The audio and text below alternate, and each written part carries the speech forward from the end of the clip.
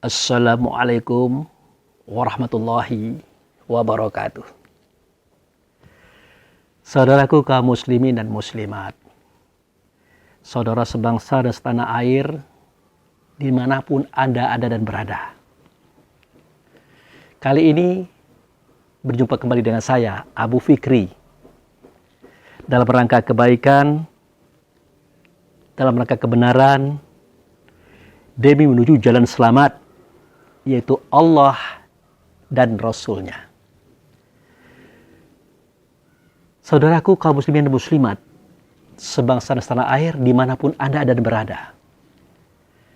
Kali ini saya mendapatkan pertanyaan yang berat, tugas yang berat. Karena adanya pertanyaan kepada saya, ataupun permohonan, Pak Ustadz, mohon dong disampaikan berita tentang Muhammad. Tolong dong ceritakan kisah hakikat Muhammad. Jadi seketika saya mendengarkan berita itu, waduh, saya katakan, alangkah beratnya ini. Tetapi tidak apa-apa. Tidak apa-apa. Memang ini adalah tugas seorang mubaligh, pendakwah, menyampaikan apa yang Allah dan Rasul telah berikan kepada kita melalui kuasa orang tua kita. Jadi saya pernah dulu bercerita bahwa ada 3 periode yang sangat menarik untuk kita pahami. Pertama, periode La ilaha illallah. Nah, itu dia. Periode tidak ada zat, tidak ada sifat, tidak ada nama, tidak ada perbuatan, kecuali Allah lah dianya.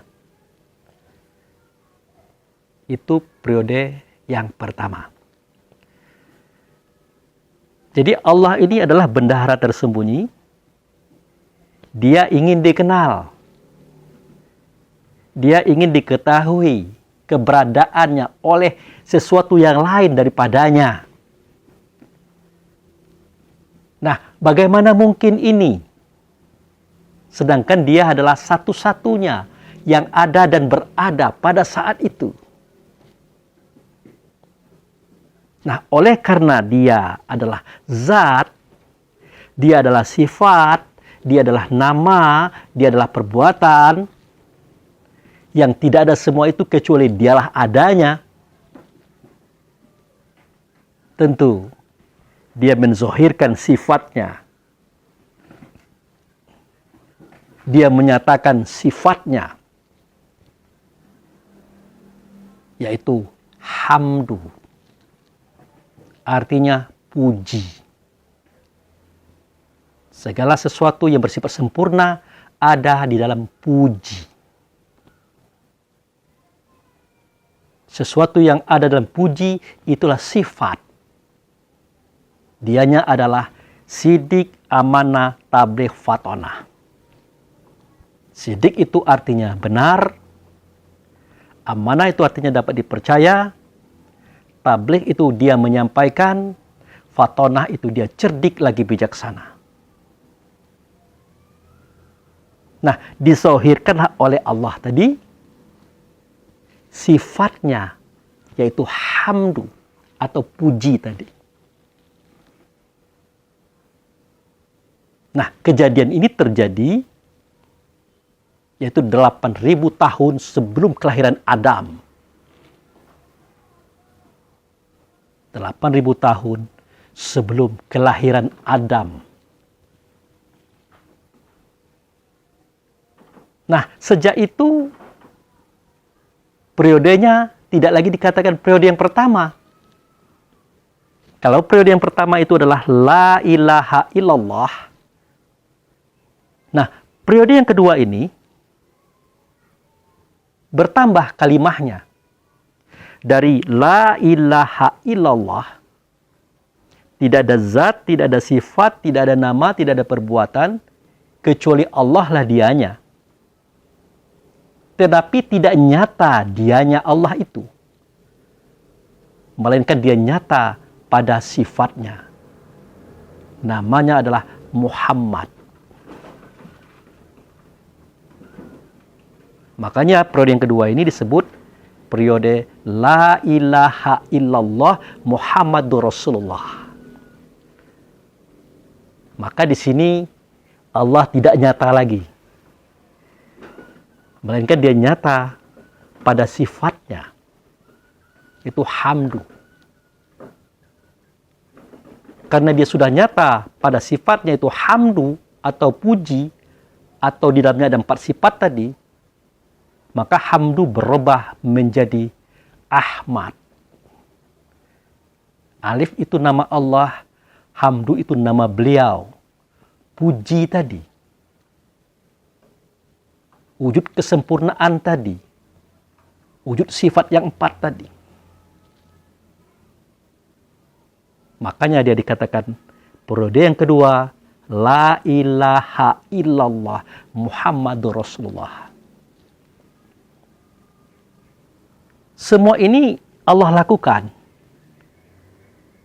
karena Allah itu ingin dikenal.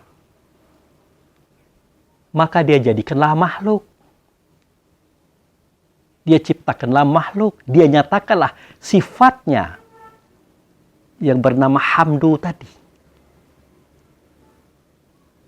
Nah, hal ini dapat kita lihat pada hadits kursi yang bunyinya kuntu khanzan mukhfiya fa ahbabtu khalaqa khalqi wa bi ta'arafuni.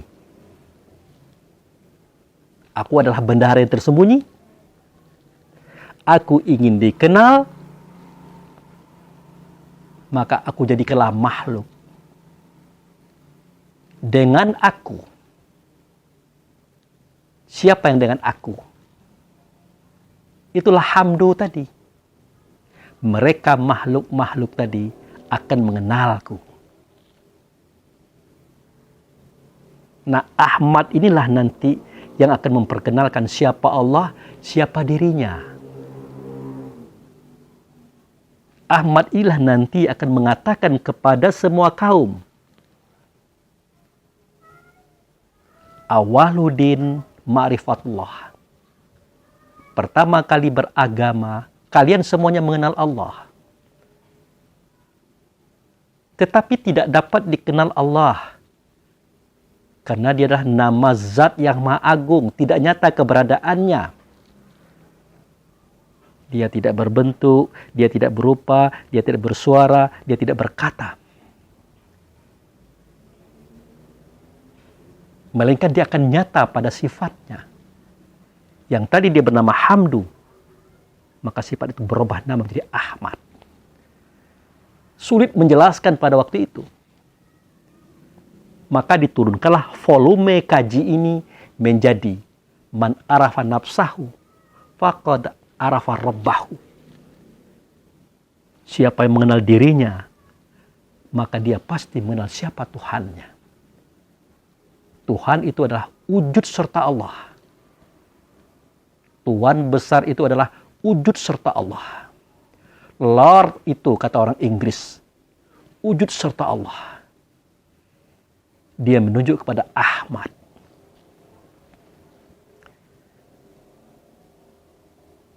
Nah, begitu saudara. Jadi, keberadaan dan zohirnya hamdu menjadi Ahmad tadi, itulah periode yang kedua. Yang disebut dengan kalimah La ilaha illallah Muhammadur Rasulullah. Kalau sewaktu Allah satu-satunya,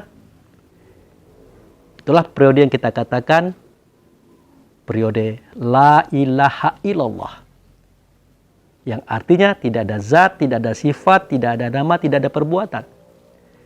Karena dia bendahara tersembunyi, dia ingin dikenal, maka dia zohirkanlah sifatnya, yaitu hamdu. Karena dia tersembunyi pada sifatnya hamdu menjadi Ahmad.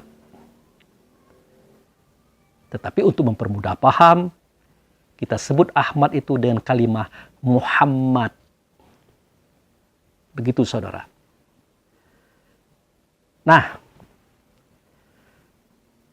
periode yang ketiga, bertambah lagi kalimahnya. Periode yang pertama itulah La ilaha illallah.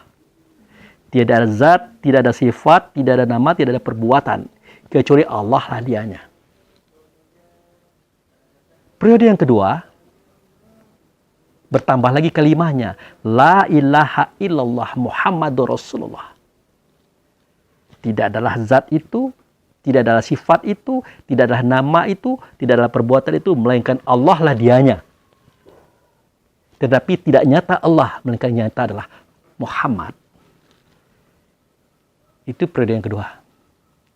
Nah, periode yang ketiga.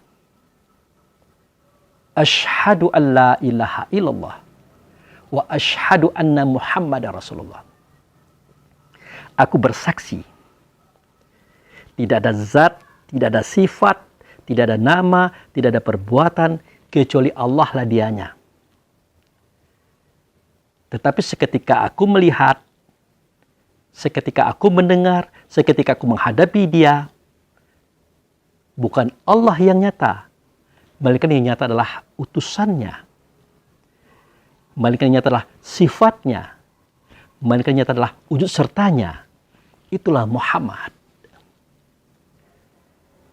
Nah, siapakah aku yang menyaksikan? Atau kami yang menyaksikan? Inilah dia yang 4 pasal dizohirkan atau dijadikan daripada Muhammad. Nah, seketika 4 pasal ini dijadikan daripada Muhammad, itu kejadiannya adalah 4.000 tahun sebelum Adam. Nah, seketika menzohirkan Allah akan sifatnya, yaitu hamdu tadi, itu kejadiannya adalah 8.000 tahun sebelum Adam. Nah, menzohirkan yang 4 pasal ini, kejadiannya adalah 4.000 tahun sebelum Adam. Begitu saudara.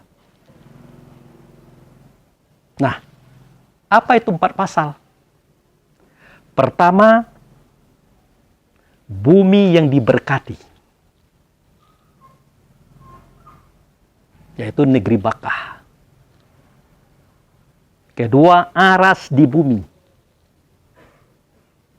yaitu Baitullah yang pernah kita ceritakan itu. Yang ketiga, sorga neraka. Yang keempat, mukmin. Jadi bumi yang diberkati, aras di bumi, sorga neraka, mukmin, semuanya adalah nurnya Muhammad. Dan Muhammad itu adalah nurnya Allah. Jadi negeri yang diberkati, Baitullah, sorga neraka, kita saudara. Satu umat kita dengannya. Satu umat kita dengannya. Atau satu uminya, satu ibunya, satu asalnya.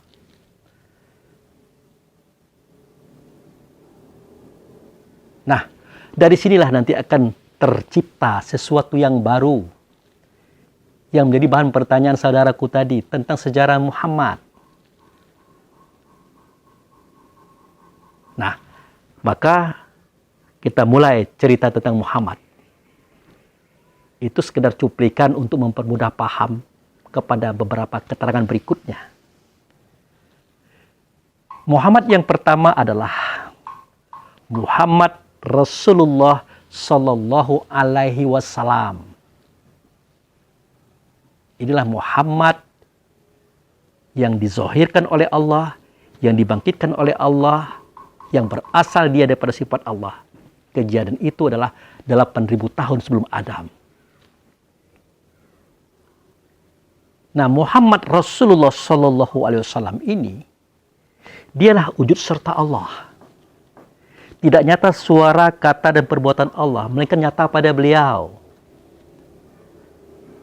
Tidak nyata contoh perbuatan Allah, melainkan nyata pada beliau. Dan beliau inilah nanti akan menjadi ikutan, akan menjadi contoh, akan menjadi kiblat bagi semua yang lahir daripadanya. Yaitu bumi yang diberkati, negeri Bakkah tadi. Aras di bumi, yaitu Baitullah tadi. Sorga neraka, mukmin. Itu dikatakan oleh Allah dalam Al-Quran. Innallaha wa malaikatahu yusholluna ala nabi. Ya ayyuhallazina amanu, shollu alaihi wasallimu taslima. Sesungguhnya Allah telah bersolawat atas Nabi, itu Rasul. Dia yang kita ceritakan tadi. Sesungguhnya malaikat telah bersolawat atas Nabi, dia itu Rasul. Dialah yang kita ceritakan tadi. Wahai mukmin, wahai diri kita sendiri, bersolawat jugalah kamu kepadanya. Nah, begitu saudara. Inilah Muhammad yang pertama. Nah, Muhammad yang pertama inilah yang sering kita ceritakan dalam video-video yang ada. Muhammad yang pertama inilah yang telah bersolawat Allah dan para malaikat serta mukmin kepadanya. Diceritakan oleh Allah, dinyatakan oleh beliau. Apa kalimahnya? Wallazi ba'atsa fil ummiyina rasulan minhum. Dia itu Allah yang telah membangkitkan ba'atsa fil ummi rasulah. Dia itu Allah yang telah membangkitkan di dalam kaum yang ummi seorang rasul dari kalangan mereka. Jadi yang dari kalangan mereka itu tubuh badan jasadnya. Dari keturunan Bani Hashim. Cucunya Abdul Muthalib, ponakannya Abu Thalib, anaknya Abdullah.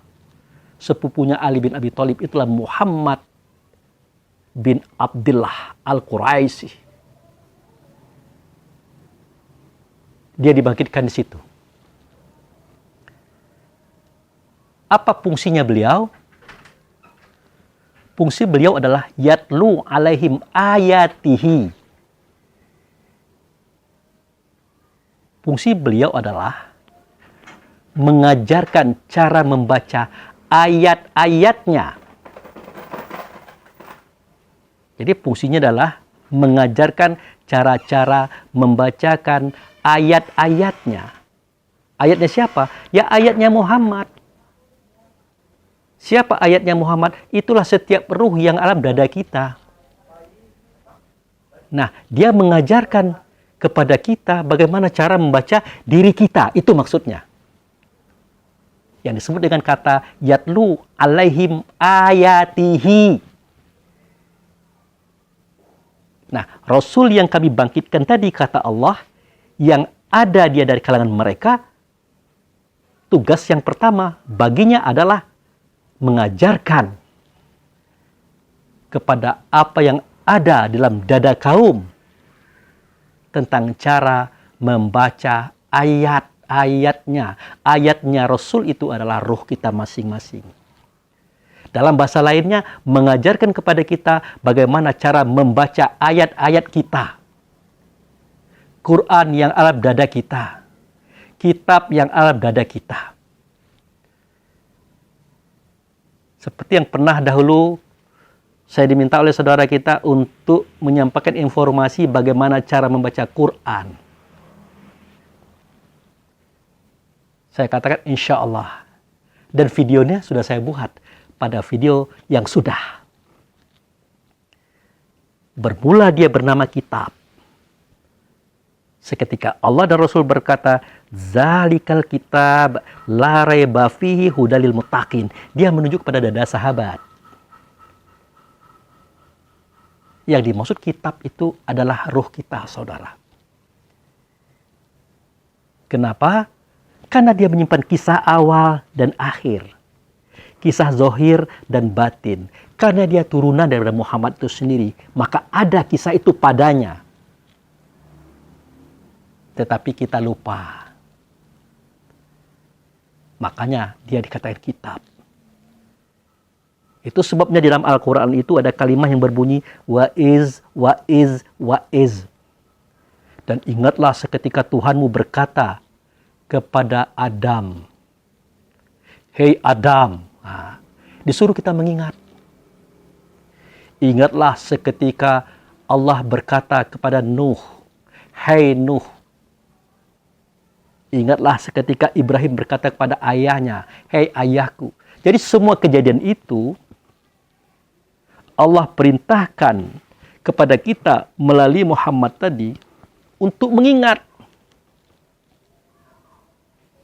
Karena kita tahu kisah awal, kita tahu kisah akhir, kita tahu kisah zohir, kita tahu kisah batin, tetapi kita lupa. Dalam hal ini namanya kita adalah kitab. Makanya saya pernah dulu memberikan suatu definisi.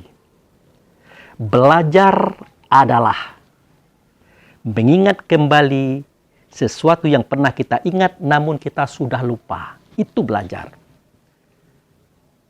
Makanya ketika kita mengulang-ulangi keterangan-keterangan yang ada pada kitab, Quran, kitab, hadis, buku-buku masuk dalam rekaman kita.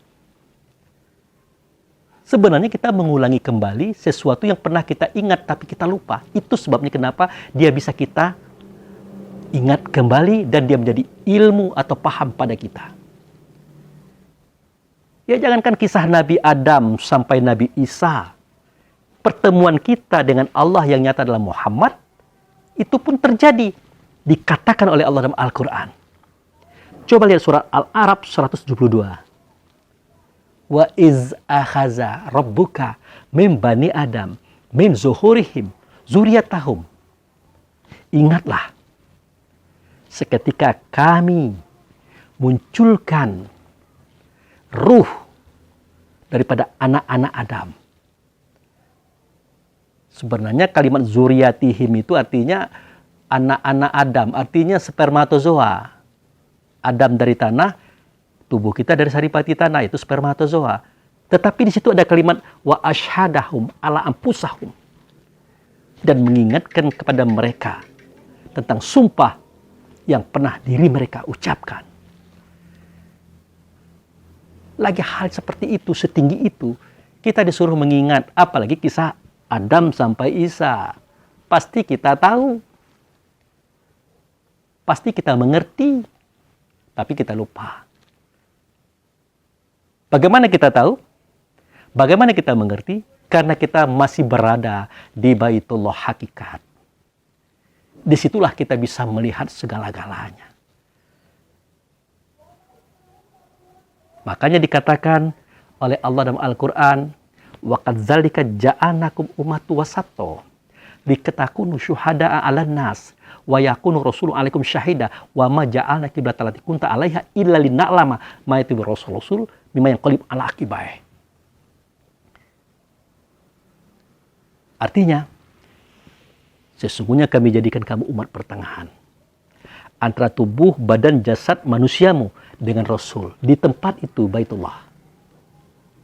Supaya kamu dapat menyaksikan manusiamu. Jadi kita bisa menyaksikan manusia kita kalau di Baitullah. Kalau tidak, tidak. Kenapa bisa menyaksikan manusianya kita? Karena kita disaksikan Rasul. Kalau sudah disaksikan Rasul, berarti disaksikan oleh Allah. Yang lebih hebat lagi, seketika Nabi Nuh di dalam pengadilan Tuhan, seketika kaum Nuh hendak dimasukkan ke dalam neraka, apa kata kaumnya? Nanti dulu ya Allah. Kami tidak akan masuk neraka sebelum engkau datangkan Nuh. Lalu kata Allah, kenapa seperti itu? Seandainya Nuh itu mendakwahi kami, mengajarkan kami tentang kisah ini, agama ini, tentu tidak mungkin kami akan jahat, kami akan jadi bajingan seperti ini. Tetapi dia tidak pernah mendakwahkan kepada kami tentang kajian Islam ini. Oleh karena itu datangkan Nuh supaya dia bertanggung jawab. Bayangkan saudara, orang kafir ini depan Allah, di hadapan pengadilan Tuhan pun masih mau berbohong dia. Oke, kata Allah, aku panggil Nuh. Maka didatangkanlah Nuh. Ditanyakan kepada Nuh, hai Nuh, apakah benar seperti itu kisahnya? Apa itu ya Allah? Mereka kaummu mengatakan bahwa engkau tidak pernah berdakwah kepadanya. Apa ya seperti itu? Apa kata Nuh? Subhanallah ya Allah, Maha suci engkau. Subhanaka ya Rahman, Maha suci engkau.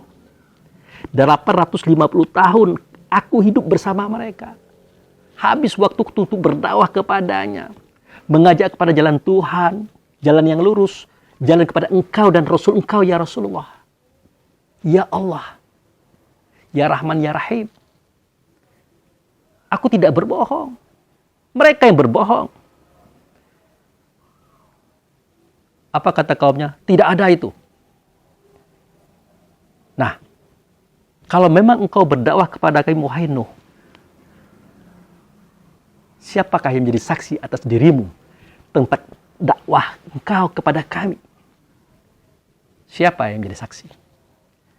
Maka menjawablah Nabi Nuh pada waktu itu, yang menjadi saksi atas dakwahku kepada kalian adalah Muhammad dan umatnya. Artinya wujud serta Allah. Yang dia ada awal di awal, kemudian dari Adam sampai Isa, sampai kiamat nanti. Dia ada berkeliaran di alam semesta dan di luar sentral alam itu sendiri. Dia menjadi saksi. Kemudian umatnya. Siapa umatnya? Segala ruh yang ada di Baitullah pada waktu itu melihat kisah daripada kisah. Mulai dari Adam sampai ke Isa, sampai kisah-kisah yang terakhir. Kalau mereka ada di sana, dia pasti menyaksikan kisah itu. Termasuk kita menyaksikan kisah Nuh itu, tapi kita lupa. Karena itu dilihat dari Baitullah. Akhirnya mereka tidak bisa bantah. Dan kaum Nuh pun dilemparkan ke dalam neraka. Itu Anda lihat di kisah daripada hadis Qudsi. Ada cerita itu. Nah, inilah Muhammad Rasulullah Sallallahu Alaihi Wasallam dalam fungsinya sebagai pengajar daripada kita tentang cara membaca ayat. Ayat yang dimaksud adalah diri kita sendiri, satu ayat yang di dalam ayat itu terdapat 7 ayat. Mulai dari maridun, alimun, hayyun, sami'un, basirun, mutakalimun. Itulah 7 ayat yang akan kita baca di dalam pengajaran beliau. Tapi videonya sudah saya buat. Sudah saya share kepada kita semua. Silakan lihat di situ. Itu tugas beliau yang pertama. Tugas beliau yang kedua adalah, apa tugas beliau yang kedua? Wa yuzakihim. Dan membersihkan mereka dari kotoran-kotoran fisik dan batin. Nah, cara Muhammad Rasulullah itu membersihkan kaum ini, umat ini, adalah dengan cara mengajarkan tentang tata cara sholat di tempat pertemuan dengan Tuhan. Yaitu di Baitullah Hakikat, di negeri Bakkah, di tempat adanya makom Ibrahim. Syariatnya itulah Masjidil Haram, yang di tengah-tengahnya ada Ka'bah sebagai tanda Baitullah, kemudian makom Ibrahim sebagai tanda Ka'bah. Di bawahnya ada air yang mengalir namanya Zam-Zam. Seketika kaum ini, umat ini, dengan ingatannya, dengan perasaannya, dengan kesadarannya, sholat di tempat yang mengalir air di bawahnya, maka di situ dicabut penyakit hati dalam dada. Itu yang disebut dengan oleh Allah, oleh Rasul pada surat Al-A'raf ayat 43. Wa naza'na ma fi sudurihim min ghillin tajri min tahtil anhar. Di tempat yang mengalir air di bawahnya, di situ kucabut penyakit hati dalam dada mereka. Begini cara beliau mensucikan kita. Kemudian tugas beliau berikutnya adalah wa yu'allimuhumul kitab, dan mengajarkan kepada kita apa itu kitab, apa itu Quran, apa itu ayat. Artinya mengenalkan kepada kita siapa diri kita yang sebenar diri. Nah, itulah ketika beliau berkata, awaludin ma'rifatullah. Pertama kali kalian hendak beragama dengan agama ini, kalian hendak berpendirian dengan pendirian Islam ini, kamu kenal Allah dulu. Tidak bisa. Karena Allah tidak berbentuk, tidak berupa, tidak bersuara, tidak berkata. Tidak sama dengan segala sesuatu. Karena Allah itu adalah nama zat yang maha agung. Ya kalau sudah nama kan tidak ada bentuknya. Tidak ada rupanya, tidak ada suaranya. Ya nama. Nah, maka terlalu sulit bagi kaum atau umat untuk mengenal Allah. Maka diturunkanlah volume kaji ini menjadi man arafa nafsahu faqad arafa rabbahu. Siapa kenal dirinya, pasti dia akan mengenal siapa Tuhannya. Itu makanya surat pertama, ayat pertama yang turun kepada beliau seketika beliau zohir di dunia ini, yaitu surat Al-Alaq ayat 1-5. Ayat 1 berbunyi, Iqra bismi rabbikal ladzi khalaq. Bacalah dengan nama Tuhan engkau yang menciptakan. Itu perintah. Surat pertama Al-Alaq, ayat pertama bunyinya, dia memerintahkan kepada semua ruh, semua kita, dengan perintah Iqra bismi rabbikal ladzi khalaq. Bacalah dengan nama Tuhan engkau yang menciptakan. Apa itu membaca? Bukan membaca tulisan, bukan membaca bacaan. Beliau tidak bisa menulis, beliau tidak bisa membaca. Tetapi yang membaca yang beliau maksudkan adalah dengarlah, lihatlah, rasakanlah sesuatu itu untuk suatu kepahaman. Itu yang disebut dengan membaca. Tetapi kamu tidak akan bisa membaca kalau tidak dengan nama Tuhan. Siapa dianya yang dengan nama Tuhan? Ya Rasulullah. Itulah ruh. Itulah mukmin.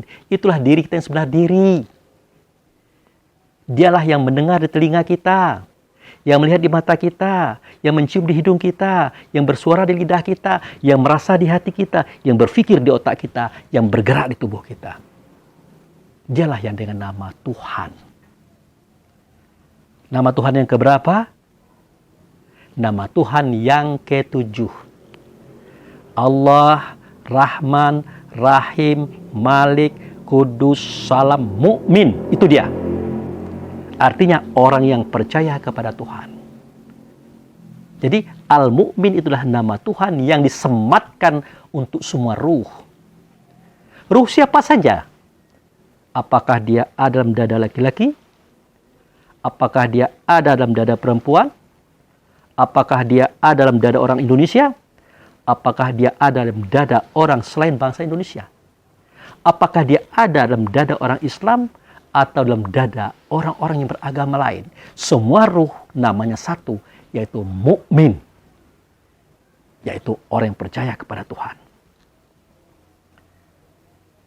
Bagaimana dia percaya kepada Tuhan? Bukan banyak baca buku, bukan banyak mendengarkan ceramah ustadz, tetapi dia benar pernah melihat Tuhannya, pernah mendengar suara Tuhannya, berhadapan langsung dengan Tuhannya. Inilah yang dijelaskan oleh Allah dan Rasul pada surat Al-A'raf 172. Wa iz akaza rabbuka min bani Adam min zuhurihim zuriyatahum wa ashhadahum ala anfusahum alastu bi rabbikum. Ingatlah seketika Allah dan Rasul mengeluarkan semua roh anak Adam, mengangkat saksi atas diri mereka masing-masing. Maka Allah dan Rasul berkata, yang kata itu dinyatakan oleh Muhammad. Pada waktu itu namanya Ahmad. Alastu bi rabbikum, adakah tidak aku ini dengan Tuhanmu? Alastu bi rabbikum, adakah tidak aku ini dengan Tuhanmu? Maka semua ruh menjawab, bala syahidna. Benar engkau dengan Tuhan kami. Yang kami saksikan adalah Allah. Tapi yang nyata bukan Allah, melainkan utusannya. Melainkan utusannya. Melainkan wujud sertanya, melainkan sifatnya. Bernama dia dengan nama Ahmad pada waktu itu. Untuk mempermudah paham, bernama dia dengan nama Muhammad. Maka tersungkurlah semua ruh sambil berucap, asyhadu an la ilaha illallah wa asyhadu anna Muhammadar Rasulullah. Aku bersaksi tidak ada zat, tidak ada sifat, tidak ada nama, tidak ada perbuatan kecuali Allah lah dianya. Tetapi yang aku lihat pada waktu itu tidak Allah, melainkan utusannya, bernama dia dengan nama Muhammad. Lalu kita sujud semuanya. Apakah sujud seperti ini? Ya tidak juga. Karena Allah itu nur, Muhammad itu nur, kita juga nur. Nur itu artinya cahaya. Bagaimana cahaya bisa bersuara, berkata-kata, sedangkan fisik badan jasadnya belum ada? Bagaimana cahaya tadi untuk sujud sambil bersyahadatain ini, sedangkan tubuh badan jasadnya belum ada? Nah, ini yang saya maksud dengan untuk mempermudah paham. Digunakanlah kejadian hakikat dan iktiqad ini dengan pola fikir yang sesuai dengan alam kita hari ini. Dimisalkan dengan tubuh badan jasad kita. Begitu saudara. Nah, diperkenalkan kepada kita. Itu tadi. Tentang diri yang sebenarnya diri pada kita. Kalau sudah kenal diri kita, kita akan kenal siapa Tuhan, siapa Tuhan, siapa Lord. Yang dia adalah wujud serta Allah. Yang dia juga disembah. Hal ta'lamu lahu samia. Adakah tidak kamu ketahui dia yang dianya juga disembah? Siapakah dia yang dianya juga disembah? Siapa? Ya, Muhammad itu. Itu dalam surat Maryam, kalau saya tidak salah itu. Hal ta'lamu lahu samia. Adakah kamu tahu ada dia yang juga disembah? Kemudian dalam surat Al-Ghafar atau Al-Ghafir, kita temukan kalimah, maaf. Jika Allah saja yang kamu sembah, kamu akan kafir. Tapi jika Allah kamu sekutukan, kamu akan beriman. Kita ambil dahulu kata sembah. Kita ambil dahulu pengertian kata sembah. Sembah itu artinya adalah, 1. Mentaati semua perintahnya. 2. Menjauhi segala larangannya. 3. Mencontoh semua perbuatannya. 4. Pergi kalau disuruhnya. 5. Datang kalau dipanggilnya. 6. Diam kalau tidak ada ilmu daripada dia.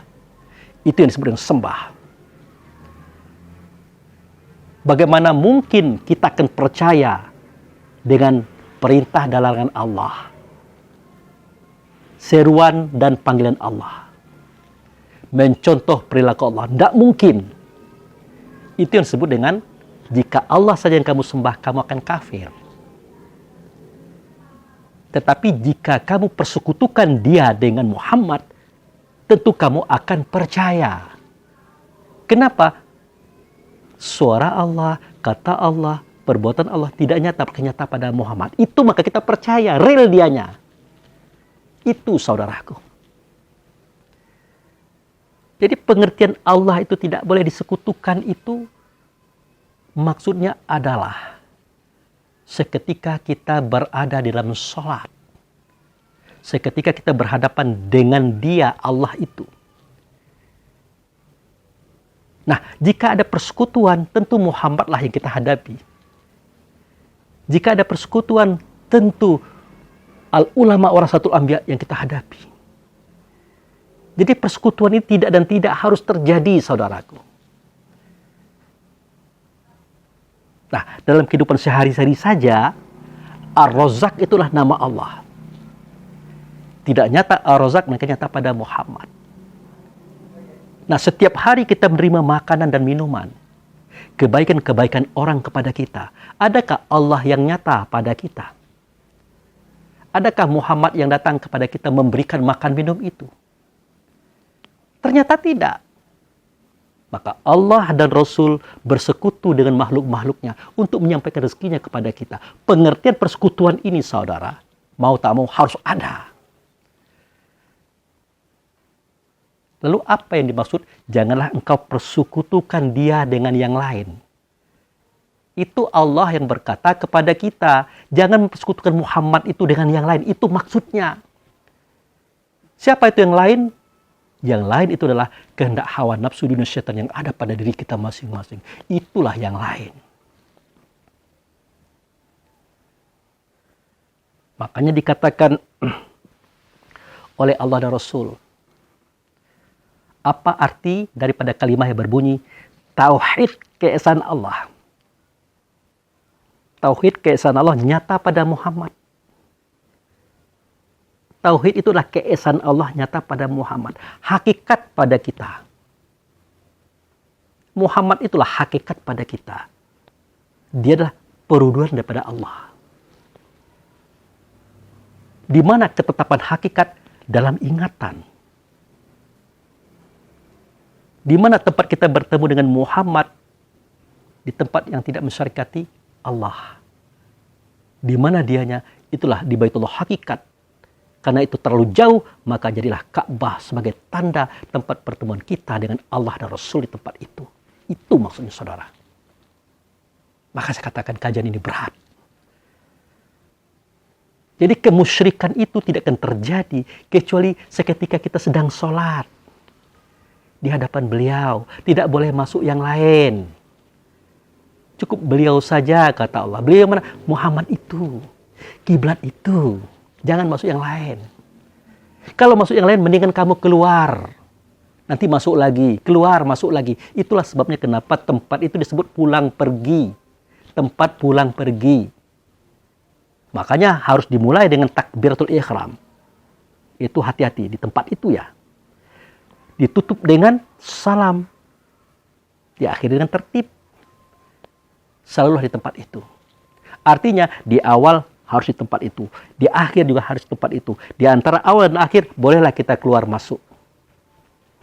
Kita yang mana? Kita yang ingatan itu, kita yang rasa itu, kita yang kesadaran itu. Boleh keluar masuk. Kenapa? Itulah hukumnya. Karena yang keluar dari tubuh itu adalah rasa dan ingatan kesadaran kita. Sedangkan ruh tetap dalam tubuh. Itu makanya kita keluar masuk. Tidak bisa tidak. Kecuali kalau kita sudah keluar dari tubuh, sudah mati tubuh itu, maka tidak mungkin kita keluar masuk lagi. Ngapain kita keluar masuk? Nah, itu saudaraku kaum muslimin dan muslimat, kajiannya. Nah, itulah yang dimaksud daripada tugas beliau, wa yu'alimuhumul kitab, mengajarkan kepada mereka itu tentang kitab, yaitu tentang diri kita yang sebenarnya diri. Dia dikatakan kitab karena dia menyimpan cerita awal dan akhir, zahir dan batin. Nah, seketika kita membacanya, termasuk membaca 7 sifat tadi. Qadirun, maridun, alimun, hayun, sami'un, basirun, mutakalimun. Seketika kita membaca kitab tadi, namanya berubah menjadi Quran. Makanya dikatakan oleh sahabat, ya Rasulullah, mahwal kitab, al-kitabul Quran. Mahwal Quran, dijawab oleh Nabi. Jawaban itu ada pada surat Al-Ankabut ayat 49. Bal huwa ayatu bainatu fi suduraziutul ilmi wa ma yajahadu bi ayatina ila zalimun. Sesungguhnya kitab itu adalah Quran. Quran itulah ayat di dalam dada kamu. Dia bernama dengan nama ilmu. Tidak ada yang mendustakan dia kecuali orang-orang yang zalim. Siapa orang yang zalim? Orang yang zalim itu adalah tubuh badan jasad kita yang di dalamnya ada an-nafs, an-nasu, atau jiwa atau manusia. Dengan 17 sifatnya. Itulah orang zalim. Nah, begitu saudara. Nah, itulah tugas beliau. Tugas beliau yang berikutnya apa? Ia mengajarkan hikmah tentang kesimpulan daripada awal dan akhir, daripada zahir dan batin. Yang kesimpulan itu dapat kita gunakan sebagai dasar-dasar pengamalan.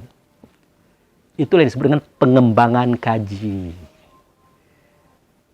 Nah, jadi yang saya sampaikan kepada saudara-saudaraku ini adalah pengembangan kaji, bukan kaji. Tapi tetap ada kajinya sedikit-sedikit di dalamnya. Kemudian dikembangkan. Diflor, kata orang sekarang. Supaya mudah dipahami. Dan mudah pula diamalkan. Nah, ditutuplah ayat ini. Ya, surat Al-Jumu'ah. Atau surat nomor 62 ayat 2 ini. Dengan kalimat yang berbunyi. Wa in kanu min qablu lafi dolalim mubin. Sebelum Muhammad itu dibangkitkan, di dalam satu kaum tadi adalah kamu itu adalah orang yang tersesat dalam kesesatan yang nyata. Kenapa? Karena kamu tidak tahu cara membaca ayat. Ya. Kamu tidak tahu apa itu kitab. Kamu tidak tahu apa itu hikmah. Kamu tidak tahu semuanya. Makanya sampai sekarang sisa ketidaktahuan kita itu ada, saudara. Ada. Saya berhadapan langsung dengan kisah itu loh. Seketika saya bertanya kepada saudara saya, kaum MUI pada waktu itu. Karena dia mendesak saya terus dengan beberapa paham yang mereka pahami. Satu di antaranya, Abu Fikri, Anda sudah bercerita tentang agama Islam. Pertanyaan kami, tafsir apa yang Anda pegang? Sebutkan. Saya bilang, saya belum berani megang tafsir. Loh, kok begitu? Bagaimana mungkin seorang yang membahas agama, menyampaikan ajaran agama, kok tidak pegang buku tafsir? Akhirnya saya tembak mereka. Oke. Tolong jawab pertanyaan saya. Seketika Allah dan Rasul berkata, Zalikal kitab la raiba fihi hudal lil muttaqin. Pertanyaan saya, kitab yang dimaksud adalah kitab apa? Langsung beliau mengatakan, mewakili saudara-saudaranya, saudaranya saudara saya juga. Apa dia bilang? Ya, kitab Quran itulah. Saya tanya, yang itu yang mana? Ya, kitab buku itu, mushaf itu. Kitab itu yang dimaksud pada ayat ini, kata mereka. Bahkan dia tambahkan, semua mufasir dunia, mufasir ahli tafsir maksudnya, mengatakan zalikal kitab di sini artinya kitab buku ini. Langsung saya jawab. Nah, inilah alasannya saudara. Saya belum berani memegang tafsir. Kenapa? Karena kitab buku itu yang dikatakan oleh tafsir, menurut saya bukan itu. Karena di zaman Nabi Muhammad, setiap catatan wahyu itu tertulis di atas pelepah kurma, batu-batu, kayu-kayu, tulang-tulang, daun kering. Belum ada juz, belum ada nama surat, belum ada ayat, apalagi buku. Nah, pada Hera, Abu Bakar As-Siddiq sebagai khalifah, setelah 2 tahun Nabi wafat, barulah itu dikumpulkan, dibuat juznya, nama suratnya, ayatnya. Nah, pada tahun 40 Hijriah, di zaman Utsman bin Affan, barulah dibukukan. Lalu bagaimana mungkin Anda dan para ahli mufasir mengatakan zalikal kitab di sini adalah buku yang pada waktu itu sebenarnya dia belum ada. Nah, itu sisa-sisa daripada ketidakpahaman kita, saudara. Itu dia. Maka benarlah ungkapan Allah dan Rasul pada surah Al-Jumu'ah ayat 2 ini, wa inkanu min qablu lafi dolalim mubin. Adalah kamu sebelumnya berada pada kesalahan yang nyata, kesesatan nyata, menjelaskan pula kepada orang, tambah sesatlah orang-orang yang mendengarkan kata-kata kita, karena kita tidak tahu hakikat daripada apa yang kita katakan, saudara. Nah, itu dia. Muhammad yang pertama. Kemudian mungkin kita akan bertanya, apa ciri-ciri yang lain Pak Abu? Keistimewaan beliau. Ada keistimewaan beliau ini yang sangat unik. Yang sangat unik. Apa itu? Nah, coba kita lihat pada surah Al-Baqarah. Ayat 142. Di situ ada kalimat yang berbunyi, sayaqulu sufaha'u minan nas mawalhum an qiblatihim allati kanu 'alaiha kulil masyriqu wal maghrib yahdi may yasha ila siratal mustaqim. Berkata orang bodoh di antara manusia, kenapa sih orang-orang sekarang kiblatnya berubah? Tidak sama dengan kiblat orang dahulu. Nah, orang bodoh tapi ngomong kiblat. Mau hadapan dalam penyembahan. Bodoh macam apa ini? Itu bukan orang bodoh, tapi orang yang super jenius, mega jenius. Siapa orang bodoh itu? Lihat Al-Baqarah ayat 13. Apa bunyi kalimatnya? Wa idza qila lahum aminu kama amanan nas. Jika dikatakan kepada kaum kafir Quraisy waktu itu, berimanlah kamu sebagaimana orang yang beriman telah beriman. Apa jawab mereka? Anu'minu kama amanan nasufaha. Nah, itu dia. Adakah kami akan beriman sebagaimana orang-orang bodoh? Nah, dia mengatakan Muhammad itu saudara dan pengikutnya. Adakah kami akan beriman kepada orang-orang adakah kami akan beriman sebagaimana orang-orang bodoh itu beriman? Dia menunjukkan kepada Muhammad dan kaum waktu itu. Maka yang berkata tentang kiblat dia adalah Muhammad itu. Nah, itu pernyataan Muhammad. Bagaimana mungkin orang-orang sekarang kok kiblatnya beda? Tidak sama dengan orang dahulu. Maka dijelaskanlah di bawah itu ada sebuah kalimat yang berbunyi. Apa bunyinya? Dikatakan walillahi masyriq wal maghrib. Bagi Allah itu ada di barat, bagi Allah itu ada di timur. Yahdi may yasha ila siratal mustaqim. Orang bodoh tadi itulah yang bagi Allah. Dia ada di barat. Orang barat bertemu dengan dia, sebenarnya dia tidak di barat. Dia ada di timur. Orang timur bertemu dengannya, sebenarnya dia tidak di timur. Dia ada di langit. Orang langit bertemu dengannya, sebenarnya dia tidak di langit. Yang lebih fenomenal lagi, dia ada di bumi. Orang bumi bertemu dengannya. Ada fakta datanya loh. Adanya kitab Quran hari ini, adanya hadis-hadis hari ini, adanya sejarah beliau hari ini, menunjukkan bahwa beliau memang ada di bumi ini. Tetapi sebenarnya, beliau tidak di bumi ini, saudara. Tidak di bumi ini beliau. Nah, ini kehebatan beliau itu. Lalu, siapakah yang datang ke bumi ini seketika tanggal 12 Rabiul Awal tahun 571 yang mengajarkan kepada kita kitab Quran, kitab hadis dan sejarah-sejarah ini? Siapa itu beliau? Beliau adalah wujud daripada kodrat dan iradatnya Allah. Tidak nyata ia, mereka nyata pada Muhammad. Wujud daripada kodrat dan iradatnya Muhammad. Tidak nyata ia, mereka nyata pada apa yang kita ketahui dalam sejarah tadi, saudara. Seketika dia berkuasa, itu kodrat. Seketika dia berkehendak, itu iradat. Berkata dia, kun fayakun. Jadilah, maka jadi. Maka terjadilah apa yang dia kehendaki.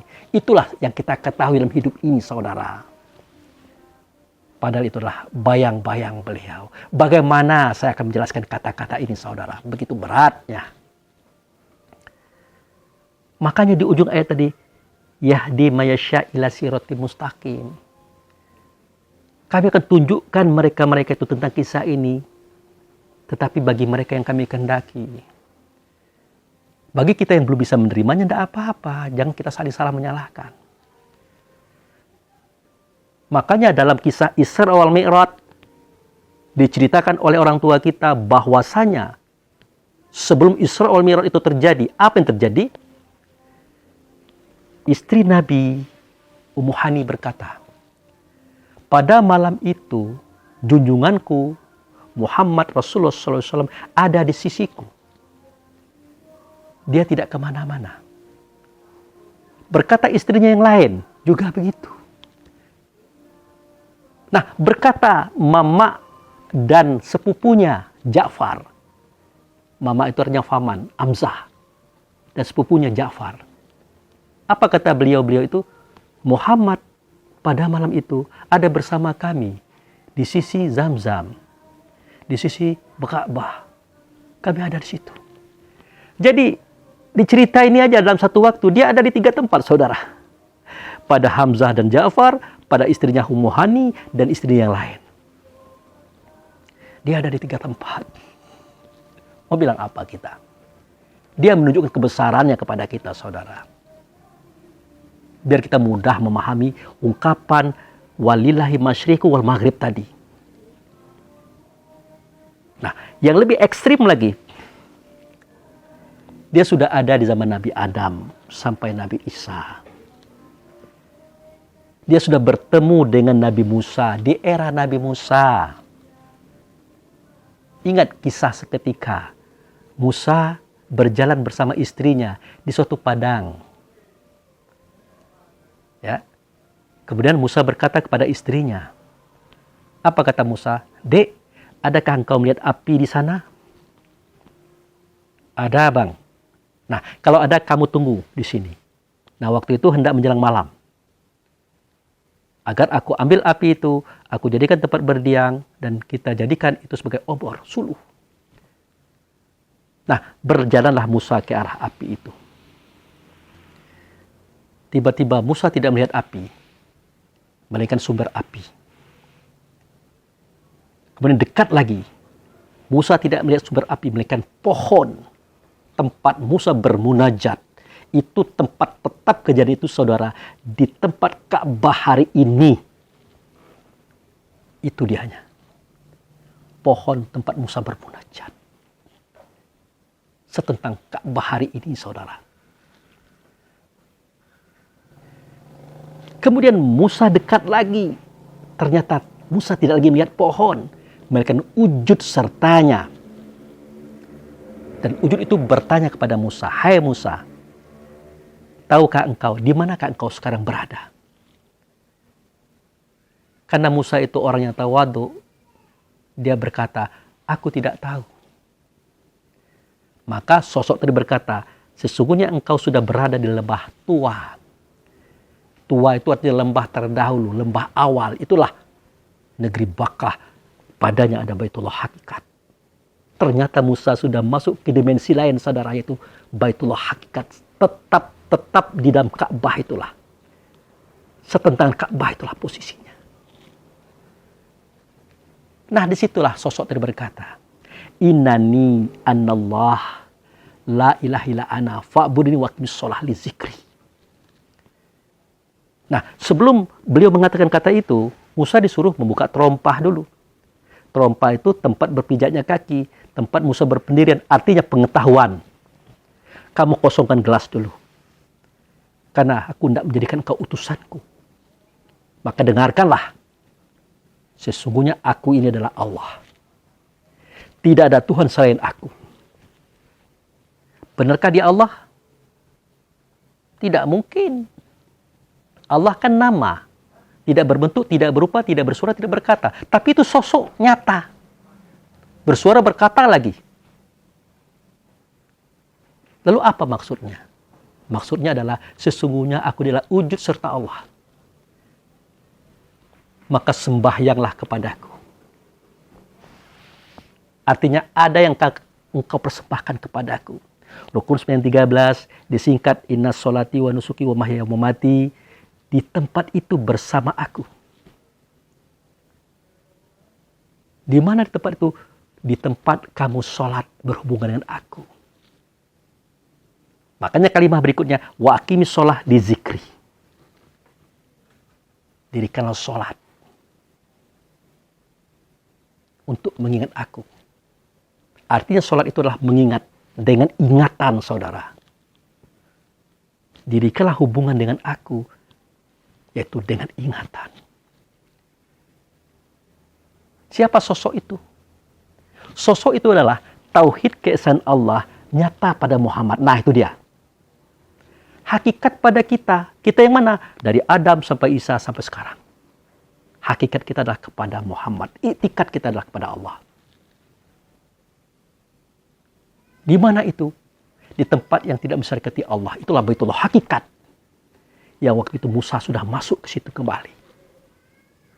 Tapi syariatnya adalah Ka'bah hari ini. Yang waktu itu adalah pohon tempat Musa bermunajat. Nah, sejak itulah Musa itu memahami bahwa wujud yang dia lihat itu adalah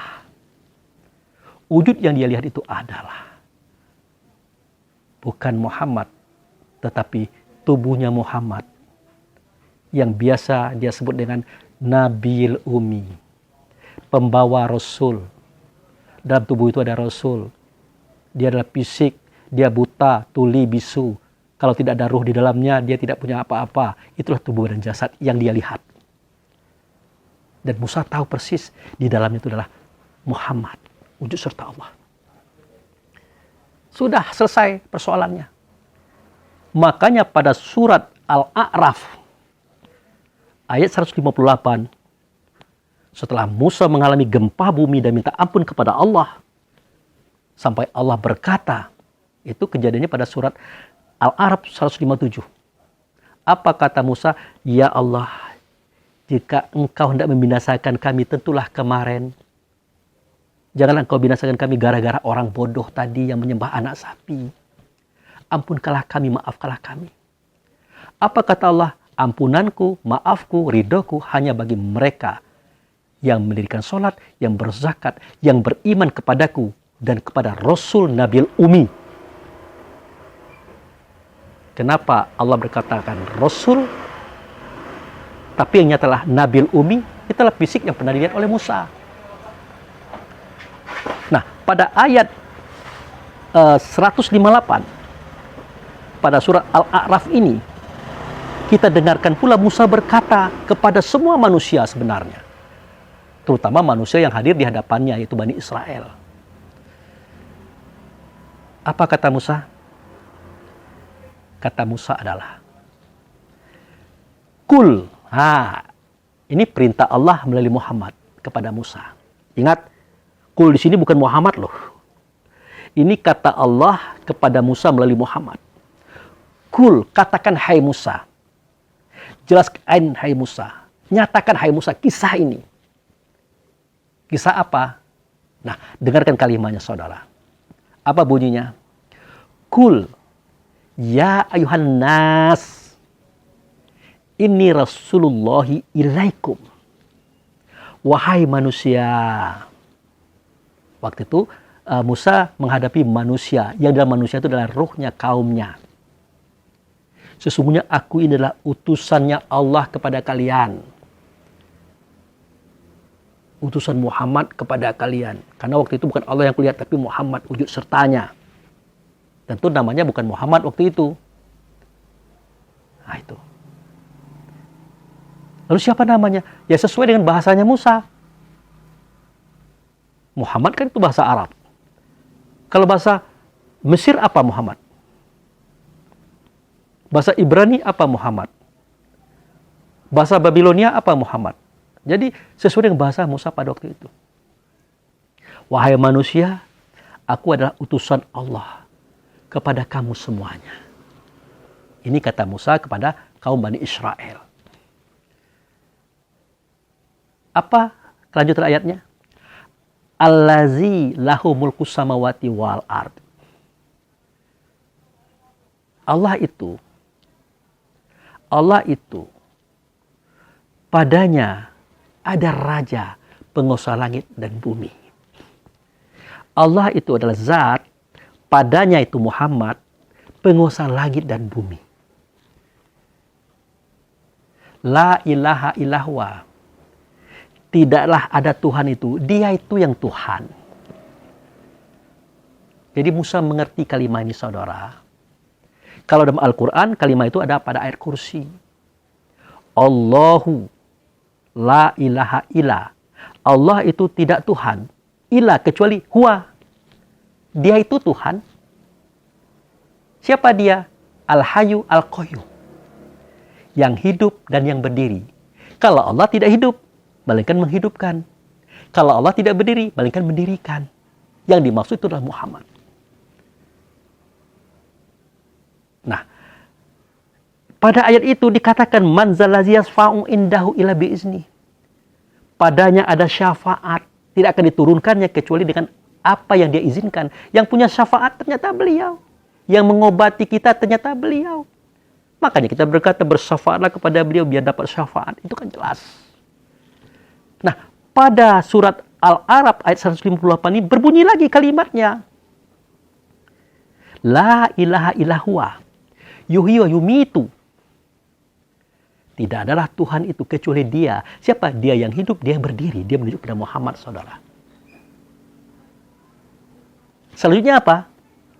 Fa aminu billahi wa rasulihi nabil umi. Tahu dia. Maka daripada itu berimanlah kamu kepada Allah. Berimanlah kepada kamu kepada Rasul, yaitu Rasul Nabil Umi. Itu yang dia lihat. Cara Nabi Harun, cara Joshua, cara Bani Israel beriman kepada dia, bagaimana caranya? Ya mengikut Musa. Karena Musa akan membawa mereka kepada Muhammad Nabil Umi.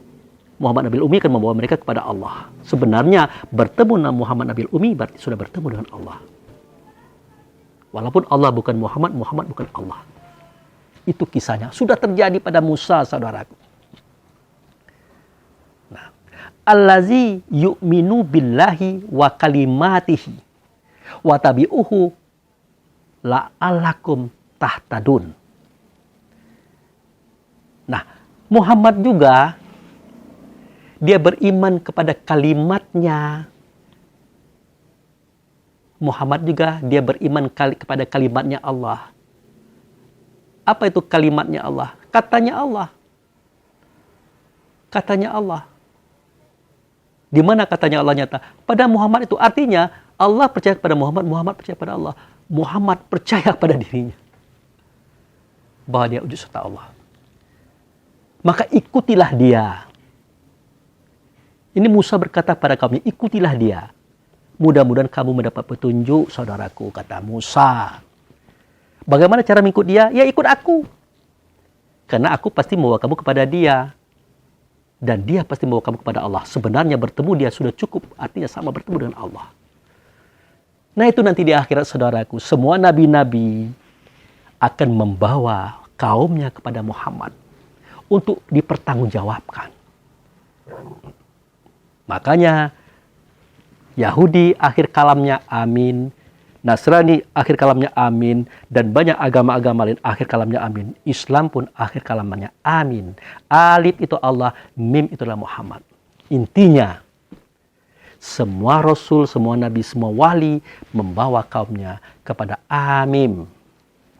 Amin itu alif nun Allah, mim itu Muhammad. Karena dia banyak, ya dan nun ditambah amin. Begitu saudaraku. Nah, itulah keistimewaannya beliau. Yang tidak bisa diukir dan dilukis.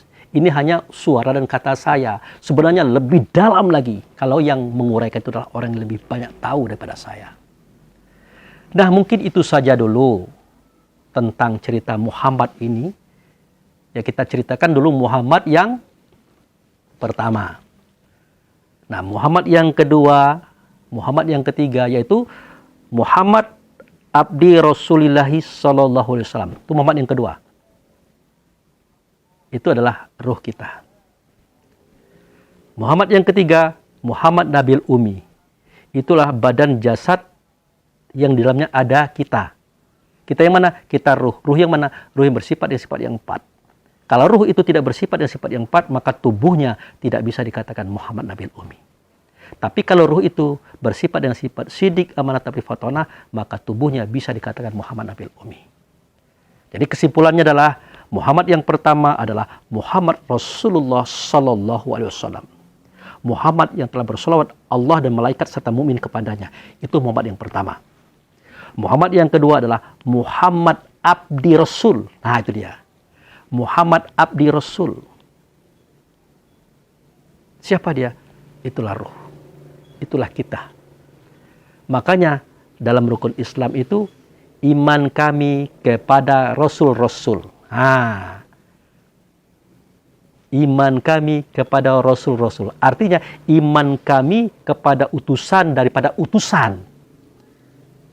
Utusan itu adalah ruh, daripada utusan itu Muhammad. Jadi Muhammad itu mengutus pula.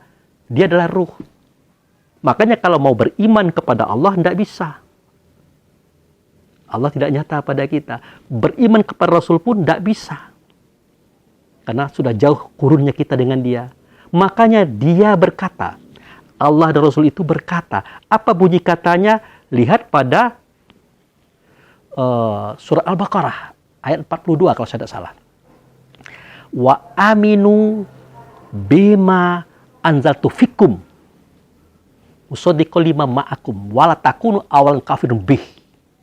Berimanlah kamu kepada yang sudah aku turunkan, yang ada dalam diri kamu. Dia menunjuk pada roh kita, saudara. Yang berkata itu Allah dan Rasul. Dia yang menyuruh kita beriman kepada yang turun, yang ada pada kita. Kenapa sedemikian? Suara Allah tidak nyata, kata Allah tidak nyata, mereka nyata pada Rasul. Suara Rasul tidak nyata, kata Rasul tidak nyata, mereka nyata pada ruh.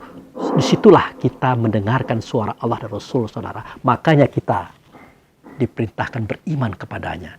Dan janganlah kita menjadi orang yang pertama kali ingkar kepadanya. Kenapa? Karena dia paling dekat pada kita.